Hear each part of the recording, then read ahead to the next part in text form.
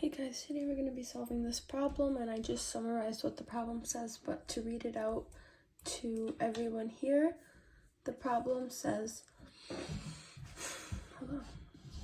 a 75-gram chunk of ice that is originally negative 25 degrees Celsius is dropped into a mug of 355 milliliter of hot water that is originally 95 degrees Celsius. Determine the final temperature of that resulting water in solution. So this problem is a little bit scary, but once you get the hang of the concept, it becomes way easier. Okay, so this is a problem that you have to think about the heating curve. So the first thing you do in this problem is draw that little graph, right? So they're telling you that a 75-gram chunk of ice is at originally negative 25 degrees Celsius is dropped into a mug, right? So the original, we're gonna draw this, right? So negative 25 degrees Celsius dropped into a mug, and then it's telling you it's cooling because the hot water is at 95 degrees Celsius, and you're trying to determine the final temperature. So it's gonna obviously reach the freezing point from the negative 25 degrees. This is the initial. Then it's gonna reach that freezing point of 0 degrees Celsius. From that freezing point of 0 degrees Celsius, it's going to go all the way up until it reaches, but this is just plotting the temperature of the water. And the T final is going to be somewhere between the 0 degrees Celsius and 95. So just a rough estimate, not that it's going to be exactly in the middle. T final. Okay. So determine the final temperature.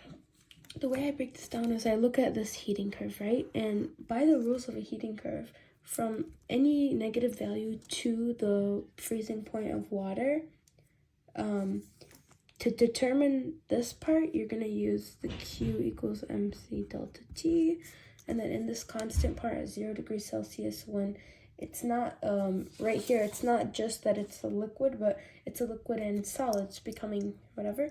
You're going to use change in H degrees fusion, typically times the mole. Then for this increasing part where the slope is positive, you're going to use, once again, Q equals MC delta T. And we know by the first law of thermodynamics that all the energy lost is equivalent to the energy gained. So the temperature of this water, the 95 degrees Celsius, is going to go down maybe just by a little bit. And the temperature of the ice right here is going to obviously increase as it's gaining heat, right?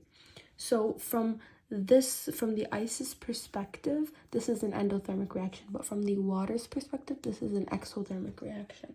Okay, so we're going to break this up into 1, 2, 3, and then 4 parts, because Q is equal to MC delta T, which is equivalent to negative MC delta T in this scenario. So saying that this is Q1, Q2, Q3, and then this is Q4. So Q1 plus Q2 plus Q3 should equal negative Q4. Sign flip resulting in the reaction. Okay. Sorry for my chair. Okay, let's start with step 1. Step 1 is right here, right? Q1. So the ice is gaining energy. So we're trying to find out what the heat value of the ice is, right? So we have our Q equals MC delta T. And our Q is going to be equal to the actual specific heat capacity of ice, which is 200 joules, times the mass, which is given us of 75 grams, times the change in temperature, which is 0 to negative 25 to 0, so 25 degrees, which is going to give us a value of 3,768.75 joules. Next, we have to find this little segment right here, right? So for 2, basically what you're going to do is you're going to take the change in enthalpy, fusion, times the moles present, which is going to give you Q. So Q is equal to, this is a constant, and it will typically be given to you unless you're asked to memorize it, but the constant is 6.01 kilojoules, and you're trying to multiply that by the number of moles. So the 75 grams divided by the molar mass of water is 18. This is going to give you oh, and then you have to multiply by 1,000 because it's in kilojoules and this is in joules, times 1,000 because there's 1,000 joules and 1 kilojoule to give you a molar mass, not a molar mass, a heat capacity of 25,013.9 joules. Now, part 3. Part 3, you're going to solve for this section right here. You're solving for T final right here, right? You're solving for this.